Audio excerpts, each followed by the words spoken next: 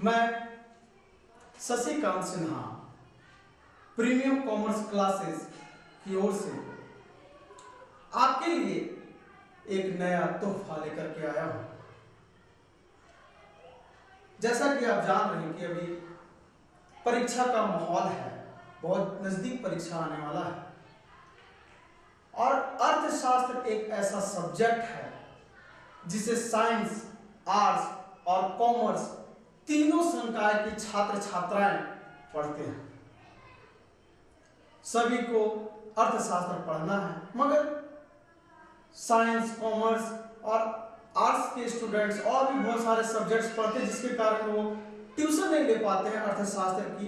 उनके लिए मैंने एक नई पहल की है, जिससे कि आप YouTube के माध्यम से या नेट के माध्यम से आप मुझसे संपर्क कर सकते हैं और इकोनॉमिक्स का ज्ञान अपने घर बैठे आप हासिल कर सकते हैं। आज हम अर्थशास्त्र के बारे में समझेंगे। सबसे पहला प्रश्न आप लिखें, अर्थशास्त्र के जनक कौन है? अथवा अर्थशास्त्र धन का विज्ञान है, व्याख्या करें। इसका उत्तर आप लिखें, सन 1776 ईस्वी में सबसे पहले एडम स्मिथ ने अर्थशास्त्र की परिभाषा दी थी। जब उन्होंने पहली बार अर्थशास्त्र की परिभाषा दी होगी, तो कैसे उन्होंने अर्थशास्त्र की परिभाषा के बारे में सोचा होगा? अर्थशास्त्र आप जब इसको देखेंगे तो होता है अर्थ प्लस शास्त्र। अर्थ का मतलब क्या होता है? धन। और शास्त्र का मतलब होता है विज्ञान। अतः उन्होंने अर्थशास्त्र को धन का विज्ञान बतलाया। उन्होंने परिभाषा दिया कि अर्थशास्त्र राष्ट्रों के धन की प्रकृति एवं कारणों की खोज है। इस परिभाषा में उन्होंने धन को विशेष महत्व दिया है। उनके अनुसार मनुष्य का प्रत्येक कार्य जो केवल और केवल धन कमाने से संबंधित है, वो अर्थशास्त्र के अंतर्गत आता है। अतः उनकी इस परिभाषा को हम धन का विज्ञान कहते हैं। दूसरे शब्दों में एडम स्मिथ ने अर्थशास्त्र को धन का विज्ञान बतलाया है। अब जो आपका जो सेकेंड प्रश्न होगा वो आप लिखें, अर्थशास्त्र भौतिक कल्याण का विज्ञान है, व्याख्या करें। इसका उत्तर जैसा कि मैंने अभी आपको बतलाया है कि प्रोफेसर अल्फ्रेड मार्शल ने सन 1890 ईस्वी में अपनी पुस्तक प्रिंसिपल ऑफ इकोनॉमिक्स में अर्थशास्त्र को भौतिक कल्याण का विज्ञान बताया। उन्होंने जब ये परिभाषा दिया तो सबसे पहले एडम स्मिथ की दिए हुए परिभाषा में उन्होंने कुछ त्रुटियां निकाली। त्रुटियां ये थी, इनका कहना था कि एडम स्मिथ ने रोबोटिक मानव की परिकल्पना कर ली, जिसका काम केवल और केवल धन कमाना। लेकिन क्या आपको क्या लगता है कि हमारा जन्म केवल धन कमाने के लिए हुआ? नहीं, हमारा जन्म इसलिए हुआ ताकि हम इस संसार में आए, अच्छे कपड़े पहने, अच्छा रहन सहन हो। हम इसीलिए अच्छे अच्छे काम भी करते हैं। हम अपने जीवन स्तर को ऊंचा रखना चाहते हैं, इसे ही भौतिक कल्याण कहते हैं। उन्होंने अपने परिभाषा में कहा है कि अर्थशास्त्र जीवन के साधारण व्यवसाय के संबंध में मानव जाति का अध्ययन है। यह व्यक्तिगत तथा सामाजिक कार्यों के उस भाग का विश्लेषण करता है जिसका गहरा संबंध कल्याण प्रदान करने वाले भौतिक साधनों की प्राप्ति एवं उनका उपयोग करने से है। इस परिभाषा में उनका कहना था कि मनुष्य का जन्म केवल धन कमाने के लिए नहीं हुआ, बल्कि धन मनुष्य के लिए बना है। तीसरा प्रश्न आप लिख सकते हैं, अर्थशास्त्र चयन का विज्ञान है, व्याख्या करें। चयन, इसका मतलब होता है चुनाव करना। खैर, इसके बारे में आपको बाद में चर्चा करेंगे। सन 1932 ईस्वी में लॉर्ड रॉबिन्स ने अर्थशास्त्र की परिभाषा दी। उनके अनुसार अर्थशास्त्र उन सभी मानवीय क्रियाओं का अध्ययन करता है जो दुर्लभ साधनों की प्राप्ति एवं उनके उपयोग करने से संबंधित है। और दुर्लभ का मतलब क्या होता है? दुर्लभ का मतलब होता है जो सुलभ ना हो, जो हमको आसानी से नहीं मिलता है, वो दुर्लभ है। अर्थात अगर आपके घर में पानी है तो पानी सुलभ है, क्योंकि आप उसको आसानी से निकाल करके कुएं से और पी लेते हैं, उसके लिए आपको कोई पैसा नहीं देना पड़ता। लेकिन अगर आप ट्रेन में सफर कर रहे हो और आपको वहां पे प्यास लगे तो उस समय आपको बोतल बंद पानी को खरीद करके पीना पड़ता है, इसलिए क्योंकि वो दुर्लभ है। आप आसानी से ट्रेन में कहाँ कुआं खोदेंगे, कहाँ पानी पिएंगे, तो इसके लिए आपको पानी को खरीदना होगा। तो वो दुर्लभ हो तभी तो आपको खरीदना पड़ा। तो दुर्लभ का मतलब यहाँ पे ये बनता है। इसको दूसरे ढंग से भी हम समझा सकते हैं। उनका कहने का तात्पर्य ये था कि मनुष्य की आवश्यकताएं अनंत हैं, मगर उसे पूरा करने वाले साधन सीमित हैं।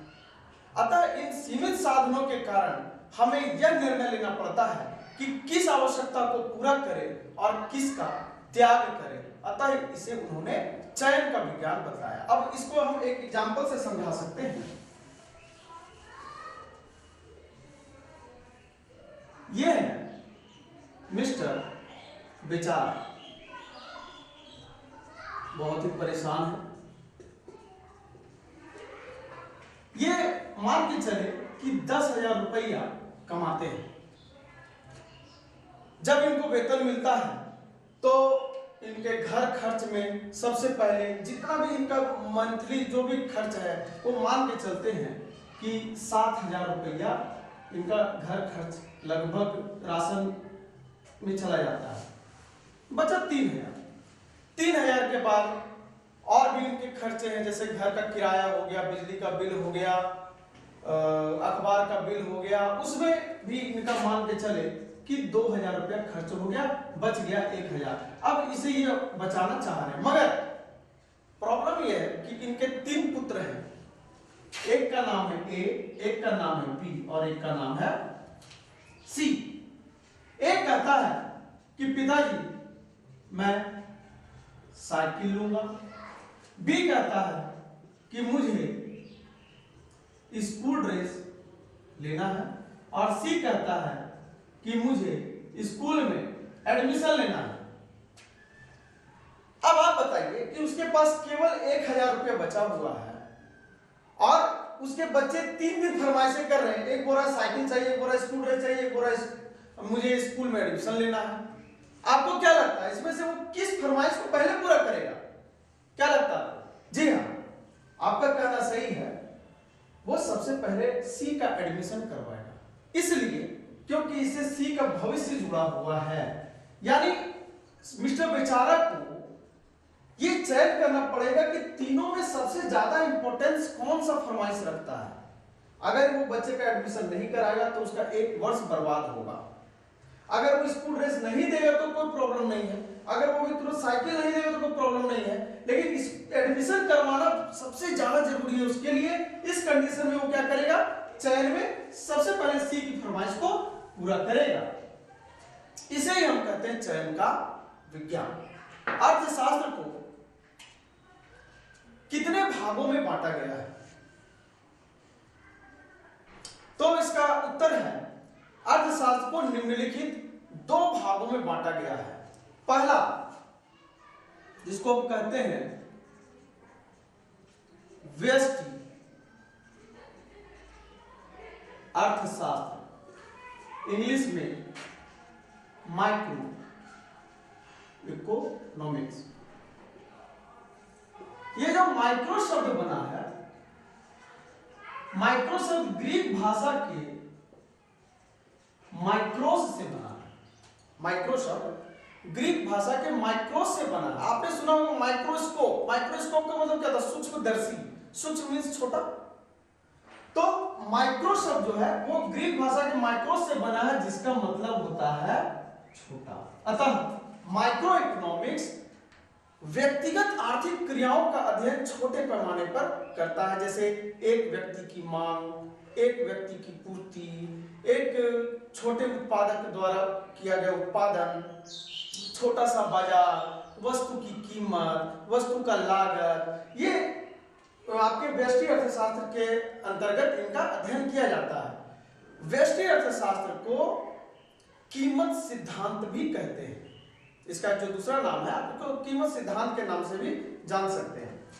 और जो सेकेंड है उसका नाम है समष्टि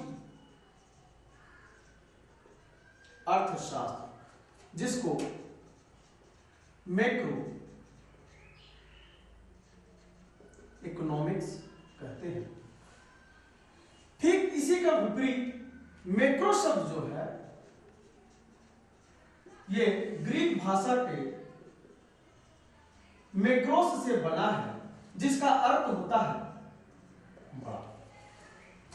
अब तो आप समझ गए होंगे कि ये बड़े पैमाने पर सामूहिक आर्थिक क्रियाओं का अध्ययन करता है। ये पूरे देश की आर्थिक क्रियाओं का अध्ययन एक साथ करता है, बड़े पैमाने पर आर्थिक क्रियाओं का अध्ययन करता है। इसमें पूर्ण रोजगार, सामूहिक मांग, सामूहिक पूर्ति और राष्ट्रीय आय वगैरह का अध्ययन ये मैक्रो इकोनॉमिक्स के अंतर्गत किया जाता है। तो अर्थशास्त्र को दो भागों में बांटा गया है। आपकी जो 12th क्लास की जो पुस्तक है व्यष्टि एवं समष्टि अर्थशास्त्र, उसमें पार्ट ए है आपका व्यष्टि अर्थशास्त्र और पार्ट बी है समष्टि अर्थशास्त्र। और अब हम जो आगे पढ़ेंगे वो सबसे पहले हम पढ़ेंगे माइक्रो इकोनॉमिक्स के बारे में।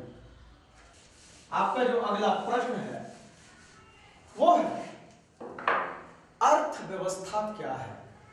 अर्थव्यवस्था सभी आर्थिक क्रियाओं का योग है। इसमें वस्तु का उत्पादन, वस्तु का उपभोग, धन खर्च करना, मांग, पूर्ति इत्यादि जितने भी प्रकार के आर्थिक क्रियाएं हैं, उन सभी आर्थिक क्रियाओं को अगर हम जोड़ दें तो यह अर्थव्यवस्था के अंतर्गत आता है।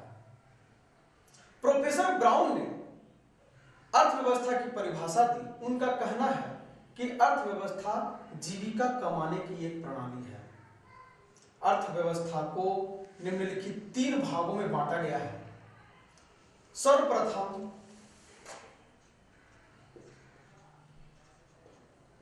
समाजवादी अर्थव्यवस्था। समाजवादी अर्थव्यवस्था देश के सरकार के द्वारा चलाया जाता है, जिसका मुख्य उद्देश्य सामाजिक सेवा करना होता है, सामाजिक कल्याण करना होता है। इसका मुख्य उद्देश्य लाभ कमाना नहीं होता। यह समाज के लोगों की सहायता के लिए कार्य करता है, इसलिए इसमें आवश्यक वस्तुओं का उत्पादन होता है। वैसे तकनीक से उत्पादन होता है ताकि अधिक से अधिक लोगों को रोजगार मिले। इसका मतलब तो आप समझ गए होंगे कि श्रम प्रधान तकनीक से ही इसमें उत्पादन किया जाता है, जिससे कि लोगों को रोजगार भी मिले, उनकी आवश्यकताएं भी पूरी हो। ये विशेषता है समाजवादी अर्थव्यवस्था की। जो दूसरा अर्थव्यवस्था है वो है पूंजीवादी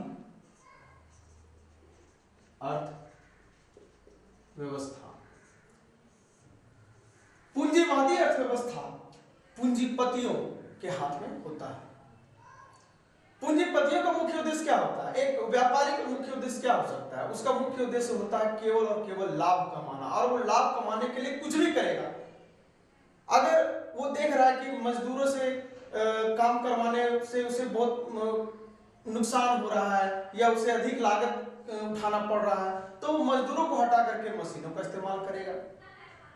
सस्ती वस्तुओं को खरीदने, बनाने या बेचने से उसे कोई लाभ नहीं होता, इसलिए वो महंगी वस्तुओं का निर्माण करता है, वो विलासितापूर्ण वस्तुओं का उत्पादन करता है।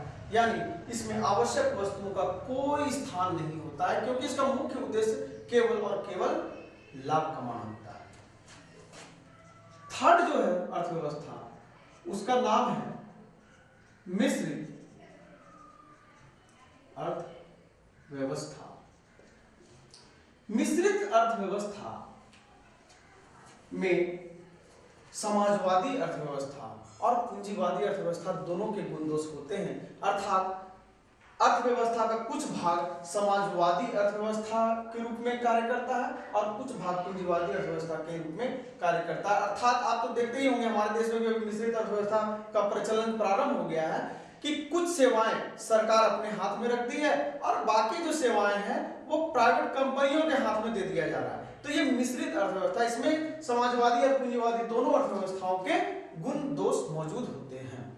बहुत ही महत्वपूर्ण प्रश्न है, अर्थशास्त्र की प्रमुख केंद्रीय समस्याएं क्या है? तो अर्थशास्त्र की प्रमुख केंद्रीय समस्याओं को भी मुख्यतः 3 भागों में बांटा गया है और यह समस्या उत्पन्न क्यों होती है यह भी आपको समझना होगा। जैसा कि रॉबिन्स ने कहा कि मनुष्य की आवश्यकताएं अनंत है मगर उसे पूरा करने वाले साधन सीमित है। अतः इन सीमित साधनों के कारण हमारे देश में या हमारी अर्थव्यवस्था में निम्नलिखित 3 केंद्रीय समस्याएं उत्पन्न होती है। सबसे पहले मैं आपको बता दूं कि मैं आपको केवल और केवल समस्या के बारे में बता रहा हूं, उसका समाधान के बारे में बाद में चर्चा होगी। और इसका जो पहला समस्या है वो है क्या उत्पादन करें। पहला समस्या क्या उत्पादन करें। जैसा कि हम जानते हैं कि हमारे अर्थव्यवस्था को सुचारू रूप से चलाने के लिए आवश्यक वस्तु, आरामदायक वस्तु, विलासितापूर्ण वस्तु, सैनिक पदार्थ और औद्योगिक पदार्थों की आपको आवश्यकता होगी। आवश्यक वस्तु क्या होता है? आवश्यक वस्तु का मतलब जिसको हम कहें रोटी, कपड़ा, मकान, ये मूलभूत आवश्यकता की वस्तु होती है। आरामदायक वस्तु जैसे अब हम रोटी, कपड़ा, मकान से ऊपर उठ करके कुछ चले, जैसे साइकिल हो गया, ये हमारे जीवन में आराम पहुंचाता है। यानी हम पैदल भी कहीं जा सकते हैं लेकिन अगर हम साइकिल से जाएं तो थोड़ा आराम होता है। दूध, इसको आरामदायक वस्तुओं में रखा गया है। घड़ी, इसको आरामदायक वस्तुओं में रखा गया है। तो बहुत सारी ऐसी वस्तुएं हैं जो आरामदायक वस्तुएं हैं।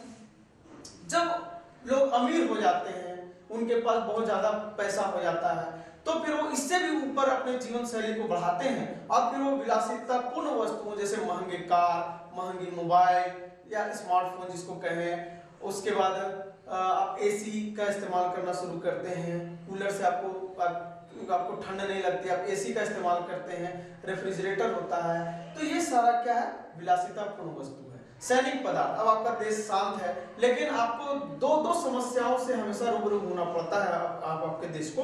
वो पहला समस्या है उग्रवाद और दूसरा समस्या आतंकवाद। अब दोनों से निपटने के लिए तो आपको सैनिक पदार्थों की आवश्यकता होगी। सैनिक पदार्थ मतलब बम, बारूद, गोली या नई सैनिक की नई तकनीकें वगैरह।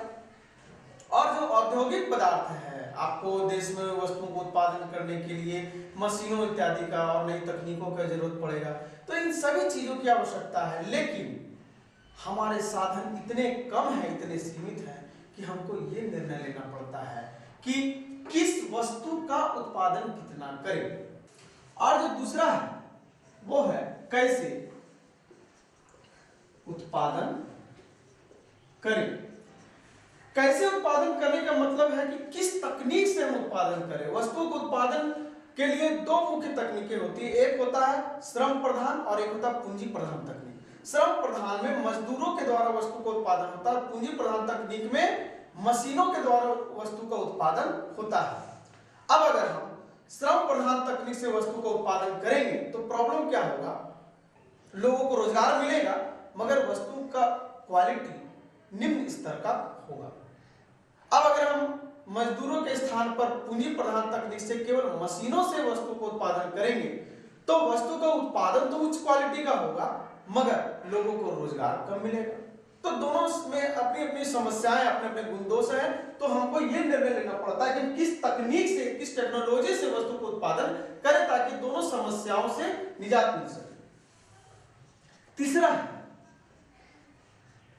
किसके लिए उत्पादन करें। किसके लिए उत्पादन करें? हमारे देश में अलग अलग तरह के लोग हैं। कुछ लोग अमीर हैं, कुछ लोग मध्यम स्तर के हैं, कुछ लोग निम्न स्तर के हैं। सभी की आवश्यकताएं और सभी की आय भी अलग अलग है। अगर हम केवल अमीरों के लिए वस्तु बनाएंगे तो अमीरों को तो वस्तु मिल जाएगी लेकिन गरीब क्या खाएंगे? उनको भी तो आवश्यकता है वस्तु। अगर हम केवल गरीबों के लिए वस्तु बनाएंगे तो अमीर भी भाई देश को छोड़कर जाने लगेंगे कि उनको तो यहाँ वस्तु मिलती नहीं, फिर वो विदेशों से वस्तु खरीदने लगेंगे। तो ये भी हमारे अर्थव्यवस्था के लिए ठीक नहीं है। तो हमें यह निर्णय लेना पड़ता है कि किस आय वर्ग के लोगों के लिए हम कितना वस्तु का उत्पादन करें। अगला प्रश्न है, उत्पादन संभावना वक्र क्या है? उत्पादन संभावना वक्र, इसे इंग्लिश में प्रोडक्शन पॉसिबिलिटी कर्व कहते हैं। उत्पादन को प्रोडक्शन, संभावना को पॉसिबिलिटी और वक्र को कर्व। प्रोडक्शन पॉसिबिलिटी कर्व या शॉर्टकट में पीपीसी क्या है? उत्पादन संभावना वक्र क्या है? इसके बारे में बता दें कि उत्पादन संभावना वक्र एक ग्राफिक प्रस्तुतिकरण है। दैट मींस ये एक ग्राफ है जिसको हम ग्राफ के रूप में प्रस्तुतिकरण दे सकते हैं। तो उत्पादन संभावना वक्र एक ग्राफिक प्रस्तुतिकरण है जो सीमित साधनों के वैकल्पिक प्रयोग द्वारा, वैकल्पिक प्रयोग का मतलब क्या होता है? वैकल्पिक प्रयोग का मतलब होता है जिसका एक से अधिक प्रयोग हो। तो उत्पादन संभावना वक्र एक ग्राफिक प्रस्तुतिकरण है जो सीमित साधनों के वैकल्पिक प्रयोग द्वारा दो वस्तुओं के उत्पादन की विभिन्न संभावनाओं को दर्शाता है। इसका कुछ मान्यताएं हैं, इसकी मान्यताएं हैं। पहली मान्यता यह है कि उत्पादन के सभी साधन सीमित हैं। सीमित का मतलब तो मैं आपको बता ही चुका हूं, व्यष्टि अर्थशास्त्र में सभी साधनों को सीमित माना गया है। आप ये नहीं कर सकते कि हमारे पास अफराद जमीन है, हमारे पास अफराद पूंजी है, हमारे पास बहुत सारे श्रमिक है, जितना मजदूर चाहिए उतना मैं दूंगा, ये कोई नहीं कर सकता है। व्यष्टि अर्थशास्त्र जो कि छोटे पैमाने पर आर्थिक क्रियाओं का अध्ययन करता है, इसमें सभी साधनों को सीमित माना गया है। तो साधन सीमित है। दूसरी मान्यता यह है कि उत्पादन के जितने भी साधन हैं ये सभी साधन पूर्ण रूप से रोजगार में लगे हुए हैं, यानी कि कोई भी साधन बैठा हुआ नहीं है, सभी उत्पादन कार्य में लगा हुआ है। और तीसरा इसका मान्यता यह है कि हम उत्पादन के साधनों में कोई परिवर्तन नहीं कर सकते। परिवर्तन का मतलब यह है हम उत्पादन की तकनीक में कोई परिवर्तन नहीं कर सकते। दैट मींस अगर आप हल से खेती कर रहे हैं तो आप उसके स्थान पर ट्रैक्टर का इस्तेमाल नहीं कर सकते हैं, वरना फिर ये नियम लागू नहीं होगा। अब इसको हम एक उदाहरण से समझा सकते हैं कि मान लिया उत्पादन के साधन सीमित है। यदि इन सभी साधनों को केवल गेहूं के उत्पादन में लगाया जाए तो मान के चलते हैं कि गेहूं का जो उत्पादन है वो 15,000 क्विंटल होगा। इस कंडीशन में आपको क्या लगता है कि कपड़े का उत्पादन होगा क्या? अब आपका एक सवाल होगा कि सर आपने तो सारे साधनों को गेहूं में लगा दिया तो कपड़े का उत्पादन कहां से होगा? सही बात है कि जब सारे साधन गेहूं के उत्पादन में लगे हुए हैं तो गेहूं का उत्पादन 15,000 क्विंटल होगा, लेकिन कपड़े का उत्पादन होगा क्या? नहीं होगा। इसलिए क्योंकि वहां पे हमने किसी भी साधन को नहीं लगाया। अब आप ऐसे समझिए, उत्पादन के साधन, सभी साधनों को गेहूं में लगाया तो 15,000 क्विंटल गेहूं का उत्पादन हुआ, लेकिन कपड़े का उत्पादन 0 है। जैसे जैसे हम कुछ साधनों को उठा करके कपड़े के साधन में ले जाएंगे, कपड़े के उत्पादन में ले जाएंगे, तो क्या होगा कि गेहूं का उत्पादन घटेगा और कपड़े का उत्पादन बढ़ेगा। मान के चलिए कि आपके पास 100 मजदूर है, 100 के 100 मजदूर गेहूं में लगे हुए थे, तो केवल गेहूं का उत्पादन हो रहा था, कपड़े का उत्पादन नहीं हो रहा था। अब इसमें से हम 75 मजदूर गेहूं के उत्पादन में छोड़ते हैं और 25 मजदूर उठा करके कपड़े के उत्पादन में ले जाते हैं, तो ऑटोमेटिकली क्या होगा कि गेहूं का उत्पादन घटेगा और कपड़े का उत्पादन बढ़ेगा। और इसी संभावना को हम उत्पादन संभावना वक्र से दर्शाते हैं। इसको हम एक टेबल और एक ग्राफ से दर्शा सकते हैं। यह है उत्पादन संभावना तालिका। यहां पे संभावनाएं,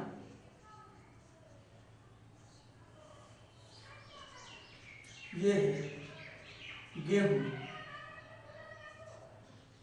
1000 क्विंटल और ये है कपड़ा